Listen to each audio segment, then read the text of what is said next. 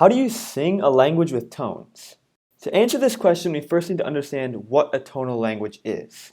A tonal language is a language that uses tones or pitch to communicate meaning.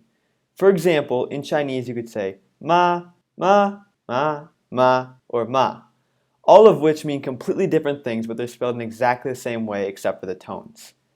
Actually, there's two different categories of tonal languages. There's regular tonal languages and there's pitch accent tonal languages, which work differently. Standard tonal languages are like Chinese, which I described before. Pitch accent languages are not defined quite as clearly, but a common consensus is that they are tonal languages where a tone can start in one syllable and end in another.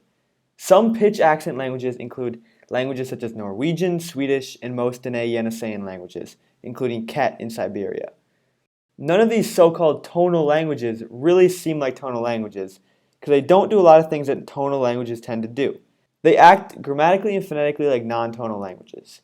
Because of this, we're going to be mostly talking about purely tonal languages such as dialects of Chinese, Vietnamese, and Igbo.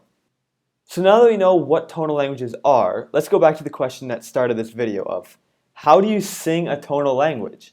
Because to communicate meaning in tonal languages, you have to use musical pitch. But to sing, you also need to go up and down and to match the musical pitch of the song.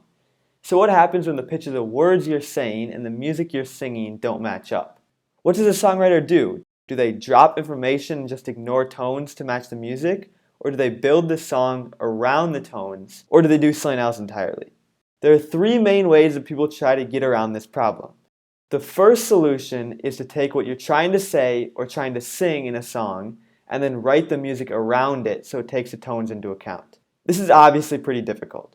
In English, it would almost be like taking a paragraph and turn it into a poem while still using all the same words and still getting the same point across. Of course, it's not completely like this, but that's a rough idea of the difficulty of this approach.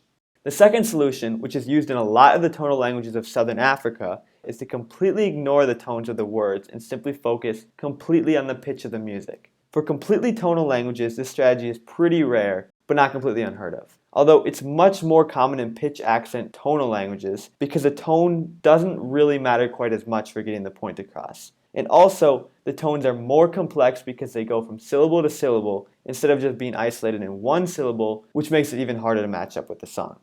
The third and final solution is kind of a mix between the two previous systems. This solution tries to match the tone of the words with the tones of the music. But in a case where that's completely impossible or it would ruin the music, the tone gets dropped and instead matches the music. While this may cause information to get lost because one word might be confused for another, because the tones are not what they should be, it allows much more artistic freedom, which in turn allows the music to be better.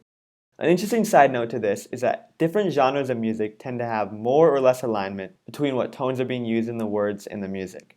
For instance, in a lot of traditional Thai music and children's music, there's a lot of correspondence between the tones of the words and the tones of the music, and a lot less in modern pop songs. Many African songs also follow this pattern, with traditional music tending to be more aligned between the tones and the music, while newer songs tend to have less alignment, with the melodies of the music taking precedence over the tones. To summarize, people trying to sing tonal languages either take words and make the music match their tones, or take the music and make the words match the melodies. Or they make a hybrid of the two systems where the tones of the words don't need to match the music, but are matched anyways in order to make the music sound good and the words make sense.